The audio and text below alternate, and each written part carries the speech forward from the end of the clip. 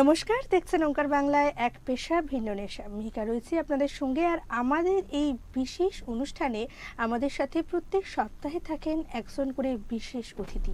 হ্যাঁ, আমাদের এই অতিথিদের গল্পটা একটু অন্যরকম থাকে। তাদের পেশা, তাদের প্রফেশনাল লাইফ একটা হলেও তারা তাদের ভালো লাগার কাজকে, তাদের নেশাকে সেই প্রফেশনাল লাইফের সাথে ব্যালেন্স করে বাঁচিয়ে রাখছেন। আর এই নিয়েই এপিসোড হয়, এই নিয়ে অনেক গল্প হয়, আড্ডা হয়, জমজমাট আরও একটা এরকম এপিসোড দিয়ে আজকে আমরা এসেছি। আর আজকে যিনি অতিথি, তার গল্পটাও কিন্তু বেশ অন্যরকম। পেশায় তিনি ফার্মাসিস্ট হলেও তার নেশা থিয়েটার। একদিকে এরকম একটা চাপের কাজ, আর একদিকে এমন একটা প্যাশন, এমন একটা নেশা যেটার জন্য সব সময় চর্চা করা ভীষণ জরুরি। কিভাবে তিনি দুটোকে ব্যালেন্স করছেন, এই থিয়েটারের পেছনের গল্প, ভবিষ্যৎ প্ল্যান, এই সব কিছু নিয়ে একটা জমজমাট এপিসোড হতে চলেছে। তাই শেষ অবধি কিন্তু দেখতেই হবে। এখন আমরা আমাদের আজকের অতিথি মানিক দত্তকে ওঙ্কার বাংলার পর্দায় স্বাগত জানাচ্ছি। নমস্কার মানিক বাবু।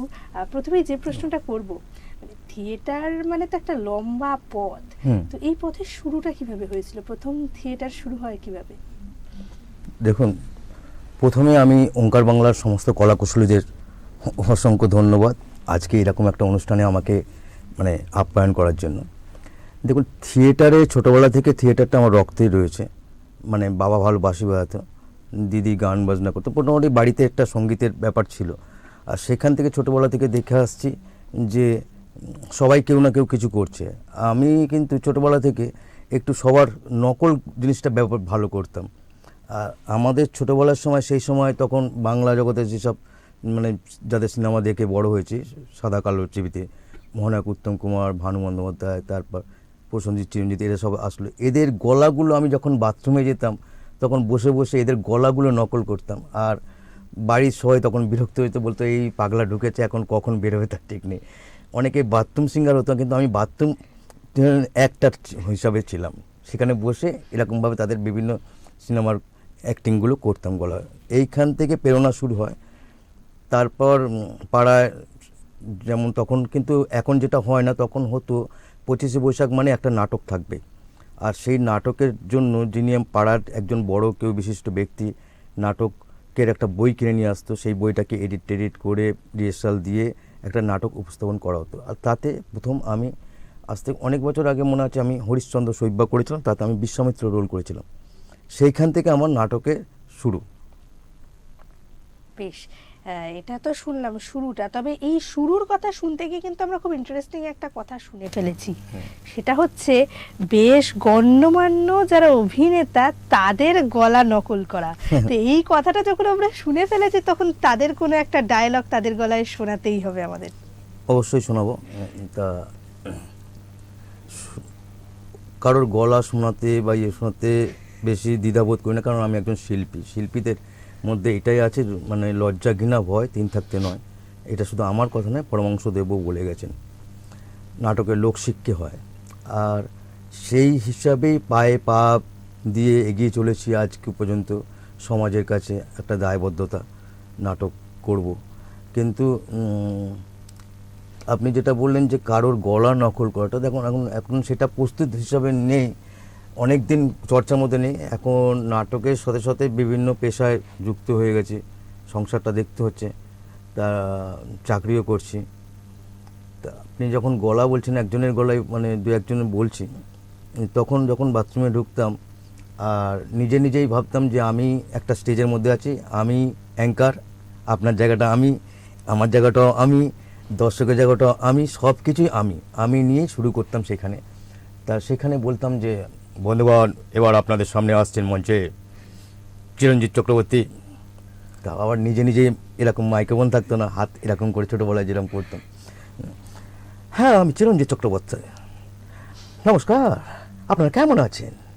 সত্যি খুব ভালো লাগছে আজকে এই অনুষ্ঠানে এসে। ওরে শঙ্কর, মা হারালে মা পাওয়া যায় রে, কিন্তু বউ হারালে বউ পাওয়া যায় না।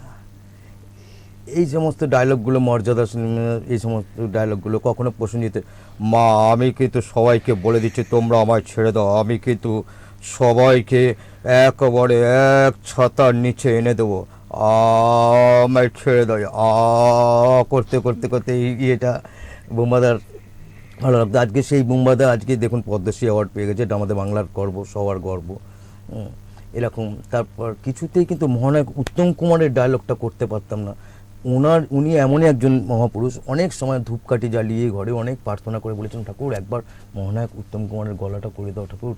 কারণ ওনার এক একটা জায়গায় এক এক রকম মডুলেশন, এক এক রকম অভিনয়। উনি যখন যে চরিত্রে অভিনয় করতেন আমার মনে হয় গলার চরিত্রটাকেও সেইভাবে বসিয়ে নিতেন, সেইরকমভাবেই মানে থ্রু করতেন ডায়লগগুলো।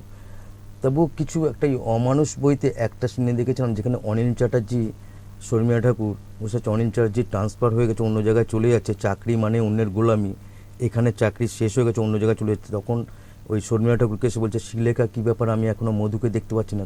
এইভাবে বলেনি, ওনার অনিল চ্যাটার্জি বলছে, কী ব্যাপার শিলেখা, এখনও তো মধুকে দেখতে পাচ্ছি না, মধু কোথায়?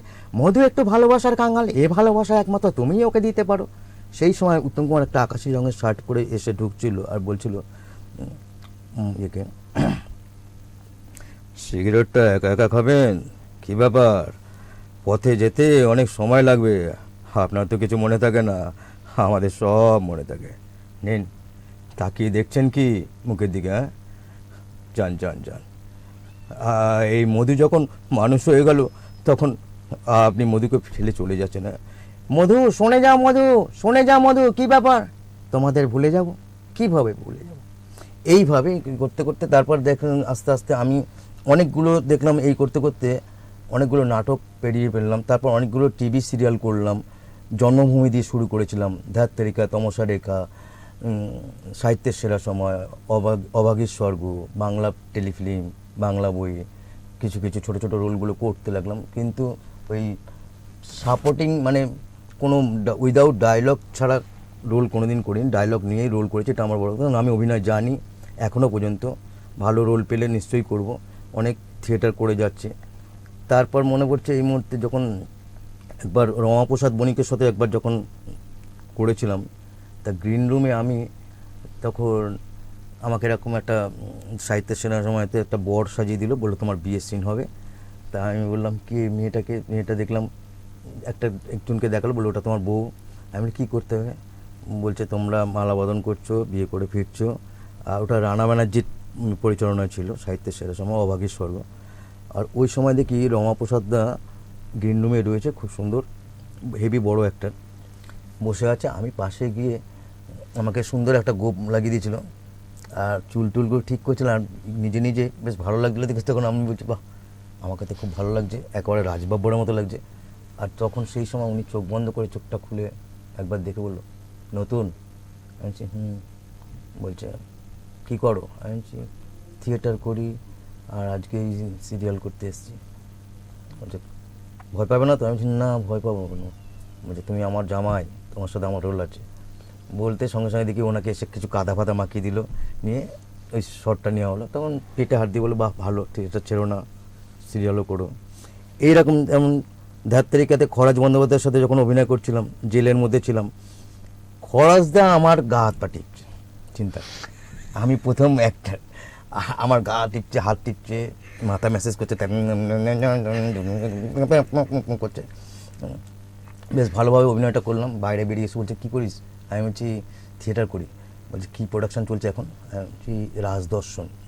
বলছে রাজদর্শন তুই কোন রোলটা করিস? আমি রাজদর্শন আমি অভিরামের রোলটা করি, কামারের, যেটা মেন ক্যারেক্টার। বলছে ওটা তো আমিও করতাম রে, বলতো দেখি ওই ডায়লগটা, যেটাই বলছে সেটাই বলে দিচ্ছি, সেটাই বলছে। বলছে বাহ ভালোই বলিস, তো এই লাইনটা ধরে রাখিস, ভালো। কিন্তু এই ধরে রাখার ব্যাপারটা, ধরে রাখতে গিয়ে সংসারটাকে ধরে রাখতে পারছি না। তখন দেখছি যে আস্তে আস্তে ছোটো থেকে বড় হয়ে গেছি, যেই গাছগুলো ছায়ার দেব মানুষ হলাম, সেই গাছগুলো একদিন শুকিয়ে পাতা ঝরে চলে গেল পৃথিবী ছেড়ে, মা বাবা দুজনে। এখন এই ছোট গাছটা আবার কখন বড় হয়ে গেছি বুঝতে পারছি না। এই ছোট গাছের আবার শাখা পোশাখা হয়ে গেল সংসারে। একটা ছোট বাচ্চা মেয়ে, ওর নাম আরাত্রিকা, ও ভালো অসাধারণ অভিনয় করে, খুব ট্যালেন্ট। ওর একটা ইউটিউব চ্যানেল আছে, আরাত্রিকা দত্ত বলে সার্চ করে দেখবেন, খুব দারুণ। ওখানে আমাদের সমস্ত কিছু প্রোগ্রামগুলো দেখতে পাবেন। ফেসবুক আমার মানিক দত্ত থিয়েটার অ্যাক্টর বলে দেখতে পাবেন। তারপর দেখলাম যে এইটা করলে হবে না, এর সাথে সাথে আমার সংসার চালাতে হবে। সেইখান থেকে আস্তে আস্তে দেখছি এই সবাই বলতো দু নৌকায় পা দিয়ে চলে যায় না, সেটাই দেখছি হচ্ছে। আস্তে আস্তে এটা সরে যাচ্ছে, একটা সরে যাচ্ছে, একটা যাচ্ছে। কিন্তু আমাদের রক্তে থিয়েটার ঢুকে গেছে, অভিনয় ঢুকে গেছে। তো এখন যখনই কোনো অভিনয় পড়ে তখন স্ক্রিপ্টটা নিয়ে নিই, অ্যাক্টিংটা কোনটা করতে হবে জেনে নিই, যে কী রোল পেলাম। তখন আমি চাকরির জায়গায় চাকরি চালিয়ে যাচ্ছি, আর সপ্তাহে একদিন এসে রবিবার রিহার্সাল করছি। তারপর শো পড়লে হয়তো মিথ্যে কথা বলে দিয়ে যে কেউ মারা গেছে, মরা মানুষকে আবার মেরে দিচ্ছি, মেরে ছুটি নিচ্ছি, এইভাবে এই চলছে। না, এটা কিন্তু সত্যি যে এভাবে বললেন মানিকবাবু, একসাথে উনি ওনার পেশা এবং নেশাকে সুন্দর করে ব্যালেন্স করছেন।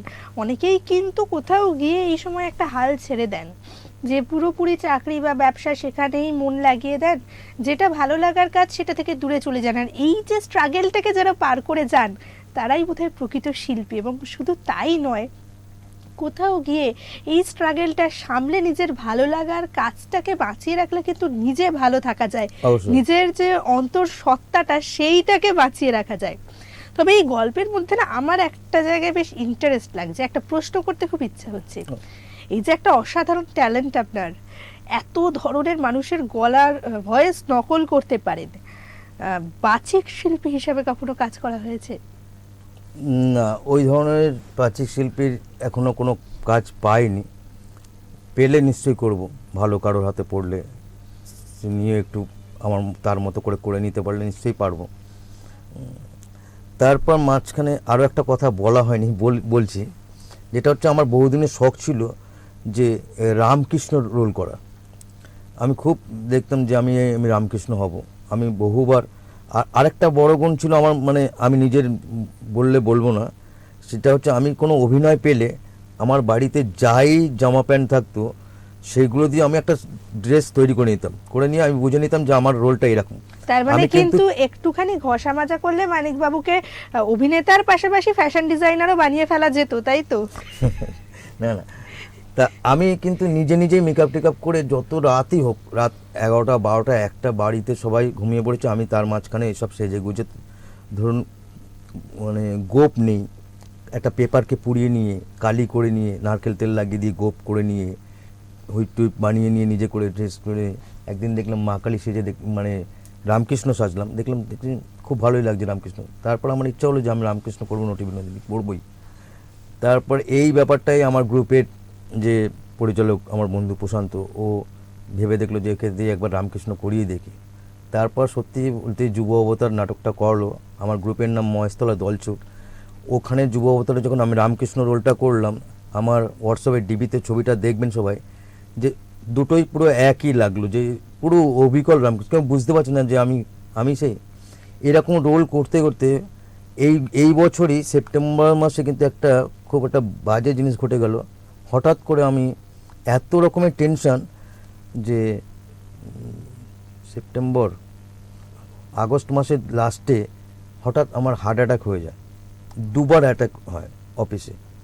সেখানে আমার অফিসের একজন স্যার সঞ্জয়বাবু, উনি আমাকে নিয়ে আসেন। তারপর আপনাদের চ্যানেলের একজনের সাথে আমার পরিচিত দিদি আছে, মহুয়াদি, উনি না থাকলে, ওনারা দুজন না থাকলে হয়তো আমি আজকে এইখানে কথা বলতে পারতাম না। ওনারা আমাকে বাঁচিয়েছেন, পুনর্জন্ম দিয়েছেন। তারপর সেইখানে ওই পিজিতে নিয়ে গিয়ে দেখানো, সেখান থেকে আবার বেলভিউ নার্সিংহোমে আসা, ওপেন হার্ট সার্জারি করা। আমি ভাবলাম হয়তো আমার অভিনয় জীবন শেষ, না কর্মজীবনও শেষ হয়ে গেল, আমি একদম পঙ্গু হয়ে পড়েছি। কিন্তু আমার মনের জোরে আমি কিন্তু ফিরে এলাম, দুর্গাপুজোটা কোনো রকম কাটালাম। তারপরে আমার গ্রুপের আবার রামকৃষ্ণ চরিত্রটা এসছে। এবার যে ডিরেক্টর, সে ভয় পাচ্ছে, না তোকে দিয়ে রামকৃষ্ণ করেন, অতক্ষণ রামকৃষ্ণ, তারপর খালি গা থাকতে হবে, তো কাটাটা দেখা যাবে। আমি বলছি কিছু হবে না, আমাকে তুই দে, আমি এখানে ব্যান্ডেড লাগিয়ে দিয়ে, মেকআপ করে দিয়ে, ফাউন্ডেশনগুলো বেশি করে ডিপ করে লাগিয়ে দিয়ে, স্কিন কালার করে নিয়ে আমি করে দেবো। ঠিক দেখুন, থিয়েটার কিন্তু ক্যামেরা শুটিংয়ের নয় যে সব ঢাকা দেওয়া যায়, এ করে যায়, ওটা একদম ওপেন, যা করবে এক শট। কিন্তু ওরা কিছুতেই রাজি হলো না, আমার খুব কষ্ট লাগলো। অন্য একজন রামকৃষ্ণ হলো। তার যেদিন শোটা হচ্ছে সেদিন গেলাম, গিয়ে বসে থাকতে পারছি না, তবুও মনে মনে কিন্তু রাত্রে পুরো পার্টগুলো মুখস্থ করে গেছে। আমি বললাম যদি ও না পারে আমি উঠে যাবো, যা হয় হবে। আবার বসে বসে দেখতে দেখতে লাস্ট সিনে যখন রামকৃষ্ণ বিবেকানন্দর কোলে মাথা রেখে মারা যায়, আমাদের পরিচালকটা বললো যে আমি না একটা করেছি, পিছনে ব্যাকগ্রাউন্ডে একটা শ্যাডো ফেলবো, সেখানে রামকৃষ্ণকে দেখাবো। সে একটা লাইটের মধ্যে একটা রামকৃষ্ণ চরিত্রকে দিয়ে এরকমভাবে ছবিটা রেখেছে। কীভাবে জানি না, ঠাকুরের কী আশীর্বাদে ওই লাইটটা তখন আর জ্বলেনি। ঠিক আছে, আমি তখন চটজল দিয়ে, আমার উপস্থিত বুদ্ধি মাঝে মাঝে খুব স্টেজে কাজ করে, আমি পিছনে গিয়ে সমস্ত কিছু, আমার তো নাটকটা করা আছে, আমি গিয়ে ঠাকুরের যা যা কিছু করা, যেসব ভঙ্গিমাগুলো করা, সেই শ্যাডো পিকচারে দাঁড়িয়ে দাঁড়িয়ে করে দিয়েছি। তখন ও অবাক হয়ে গেল। আর করে আসার পর যখন আসলাম, ও আমার জড়িয়ে ধরে বললো, তুই অসুস্থর পরও এরকম অবস্থা, ওপেন হার্ট সার্জারিতে কেউ নড়াচড়া করছে, তুই, আমি অভিনয় জীবন, অভিনয় যদি মরতে পারি এটাই বড়, বলে ওই রোল, এই ধরনের রোলও করে না, এরকম পাগলা টাইপের। কিন্তু হ্যাঁ, যে কাজটা যখনই করি সেটা খুব মন দিয়ে করি। চাকরির সময়, চাকরি অত বড় একটা স্টোর ইনচার্জ, মানে মেডিকেল কলেজ কাম হসপিটালের স্টোর ইনচার্জ, সেখানে বুঝতে পারছেন কীরকম চাপ থাকে, তারপর সংসার চাপ, তারপর অভিনয়, তিনটে জিনিসকে একসাথে, তিনটে সন্তানকে বুকে নিয়ে এগিয়ে চলেছি। তারপরে এখন আপনারা এই যে স্পিরিটটা, এই স্পিরিটটা কিন্তু সবচেয়ে বেশি দরকার, মানে একজন শিল্পীকে আর্ধেকটা তৈরি করে দেয় এই স্পিরিটটা, তারপর তো তার প্রশিক্ষণ, তাকে ঘষা মাজা করা, এই বিষয়টা আসে। আচ্ছা, এই যে বেশ দীর্ঘ সময় ধরে থিয়েটার করছেন, কোনো বিশেষ ব্যক্তি আছে যার থেকে খুব ইন্সপায়ার হয়েছেন? বিশেষ ব্যক্তি, দেখুন, ইন্সপায়ার হয়েছে বলতে গেলে সেই প্রথমেই তো বলে দিলাম যে একজন আছে, কয়েকজন আছে যাদের নাম হয়তো এখানে বললেও তারা পরে বুঝে যাবে। তারা অনেকেই বলেছিল, তুই হবে না, তোর দ্বারা এসব হবে না। আমি বলেছিলাম যে একদিন আমি এমন করবো, তোমরা চার দোকানে চা খাবে যখন, পিছনে ঘাড় ঘুরিয়ে ফিরলেও একটা পোস্টারে আমার ছবিটা অন্তত দেখতে পাবে। হয়তো ততদূর পৌঁছতে পারেনি, কিছু ছিল, পোস্টার হয়েছিল, দেখেছে। এখন যে মিডিয়াতে, ফেসবুকে রয়েছে যেসব রয়েছে, তাতে প্রত্যেকেই তারা মানে সকালবেলা ঘুম থেকে উঠলেও অন্তত আমার পিকচারটা এসে তার এখানে আসে। কমেডি ইয়েগুলো করি এখন, আমার মেয়ে আর আমি দেখে। কিন্তু বাবা মা এরা সবসময় বলতো, কোনোদিন বাধা দেয়নি, হবে। কিছু আত্মীয় স্বজন, পাড়া প্রতিবেশী ভাবতো যে এই যে অভিনয়টা করছি এটা নাকি ভালো নয়, এটা ভিখারি, আমি পয়সার জন্য করছি। যে সত্যি কথা বলতে, পয়সার জন্য কোনো জায়গায় কোনো কিছু করিনি। যে যেরকম দিয়েছে প্রফেশনালে সেরকমভাবে, কারো থেকে কেউ পয়সা নিয়ে করেছি, কোনো জায়গায় না নিয়ে করেছি। কিন্তু অভিনয় ভালোবাসি, অভিনয়ের জন্য সব কিছু করতে পারি। আচ্ছা, এই যে অভিনয় করতে করতে, থিয়েটার মানে তো একদম ওপেন ফোরামে দর্শকদের সাথে সামনাসামনি ইন্টারঅ্যাকশন, কোনো বিশেষ মোমেন্ট এরম মনে আছে যখন দর্শকদের থেকে এমন কিছু রিয়াকশন অন স্পট পেয়েছেন যেটা আরো বেশি ইচ্ছেটাকে বাড়িয়ে দিয়েছে? দেখুন, আমার বললাম যে আমার থিয়েটারের নাম দলছুট। তার আগে আমি থিয়েটারটা শিখেছিলাম আরও একজনের কাছে, সে হচ্ছে বাটানগর অঙ্কুর, সেখানে সমীরণ ঘোষ মশাই, ওনার থেকে শেখা ভালো অনেক কিছু। তবে শেখা বলতে আমি যার কাছে গেছি, কেউ কিন্তু আমার হাতে কলমে শেখায়নি, কারণ তারা প্রথম থেকে আমার মতো অভিনয় সত্যটা বুঝে গেছে। ভাত টিপলে বোঝে যায় যে ভাতটা এবার নামাতে হবে কিনা। আমাকে যে যেরকম যখনই দিয়েছে, যে কোনো জায়গায়, জন্মভূমিতে আমাকে যখন স্ক্রিপ্ট দিয়েছিল, আমার ক্রো অ্যাক্টর যিনি ছিলেন, তারপর পরাণ বন্দ্যোপাধ্যায়ের সাথে যখন আমি করছিলাম, নায়েবের, রামনগরের নায়েবের বাড়ির চাকর হয়েছিলাম, একটা পেতলের গ্লাস নিয়ে এসে দাঁড়িয়েছিলাম, জল দিয়ে এই ডায়লগগুলো কথা বলা, তখন খুব ছোটোই ছিলাম। সেখানেও কিন্তু আমি কোনো ভয় পাইনি, অভিনয়টা করে গেছে।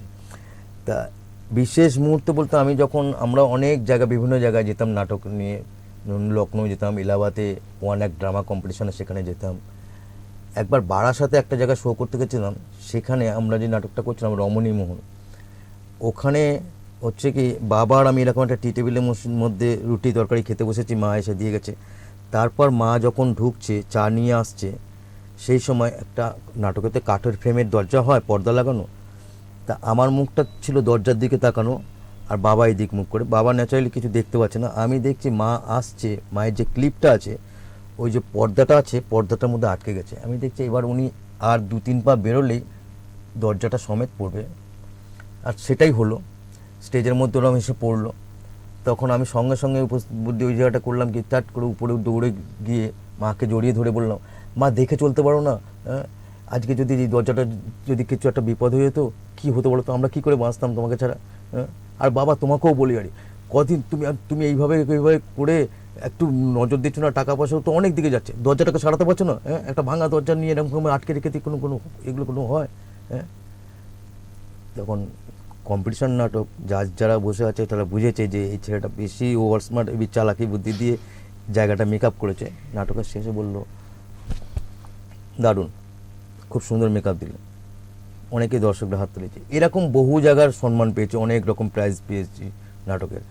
তারপর আমার কিছু এরকম নাটক করতে করতে আমি দেখলাম যে আমিও কিছু ডিরেকশন করি। এবার বেশ কিছু ছোট ছোট নাটক করেছিলাম, আর পাড়ার দেখতাম ছোট ছোট বাচ্চাগুলো এলোমেলো স্কুল থেকে এসে নাকে নাকে ঝরা জলগুলো নিয়ে ঘুরে বেড়াচ্ছে, আর কোনো কাজ নেই, লুকোচুরি হ্যান হ্যান ত্যান খেলে। আমি তখন ওদেরকে বললাম তোরা আয় নাটক শেখ, বলে ওদেরকে আমি সেলফিশ জায়েন্ট যে ইংলিশ নাটকটাকে, ওটাকে বাংলা কিপ্টে পুরো, সেটাকে আমি ওদেরকে শেখাতাম, কোনো পয়সা নিতাম না। এখনও সেখানে 37টা বাচ্চাকে মানুষ করেছি, তারা আজকে বড় হয়ে গেছে, আমার বড়দের গ্রুপে করছে।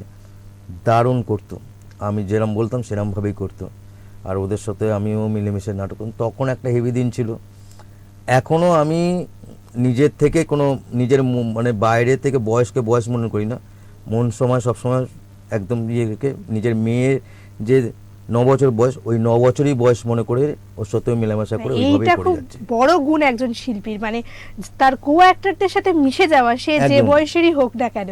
তবে আমাদের আড্ডা বেশ ভালো মতো জমে উঠেছে, এইরকম আড্ডা শেষ করতে ইচ্ছা করে না, কিন্তু দুঃখজনকভাবে এপিসোডের সময় তো ধরা বাঁধা আমাদের, তাই এবার শেষের পথে এগোতেই হবে। আর শেষ করার আগে দর্শকদের জন্য শুধু এটুকুই কথা বলবো, আমাদের আজকের যিনি অতিথি, তিনি যেমন তার চাকরি জীবনের পাশাপাশি নাটক, স্ক্রিনে অভিনয় এবং সবচেয়ে বড় কথা আরও একটা গুরুত্বপূর্ণ দায়িত্ব, একজন পিতার দায়িত্ব, সেটা সামলে চলেছেন, তেমন কিন্তু আপনারাও চাইলেই নিজের পেশার পাশাপাশি নিজের ভালো লাগার কাজটাকে বজায় রাখতে পারেন।